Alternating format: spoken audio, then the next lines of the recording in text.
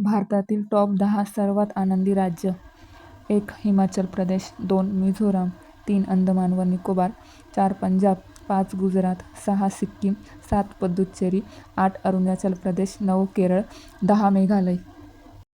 सर्वोच्च न्यायालयाचे सरन्यायाधीश: एन. व्ही. रमन्ना 48वे, उदय लळित 49वे, डी. वाय. चंद्रचूड 50वे, संजीव खन्ना 51वे, भूषण गवई 52वे. 18 एप्रिल या दिवशी जागतिक वारसा दिवस साजरा केला जातो. भारतात सध्या 43 जागतिक वारसा स्थळे आहेत. महाराष्ट्रात सध्या 5 जागतिक वारसा स्थळे आहेत. भारतात सर्वात जास्त जागतिक वारसा स्थळे हे तामिळनाडू राज्यात आहे. जगात सर्वात जास्त जागतिक वारसा स्थळे हे इटली या देशात आहे. भारताचे शेवटचे 43वे जागतिक वारसा स्थळ आसाममधील मोईदाम्स हे आहे. लता दीनानाथ मंगेशकर पुरस्कार पुढील व्यक्तींना मिळालेला आहे: 2022 नरेंद्र मोदी, 2023 आशा भोसले, 2024 अमिताभ बच्चन, 2025 कुमार मंगलम बिर्ला.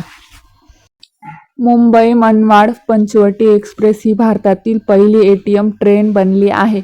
या एटीएम मधून आता प्रवासी ट्रेनमध्ये प्रवास करतानाही रोख रक्कम काढू शकतात. तसेच चेकबुक मागवणे आणि बँक खात्याचे विवरण अशा एटीएम मशीनद्वारे मिळणाऱ्या बँकिंग सेवा देखील मिळणार आहेत.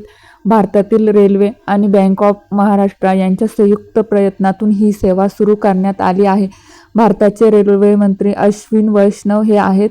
तर 16 एप्रिल 2025 रोजी भारतातील रेल्वेला 172 वर्ष पूर्ण झाले आहेत. अशाच नवनवीन करंट अफेअर्ससाठी चॅनलला लाईक आणि सबस्क्राईब करा.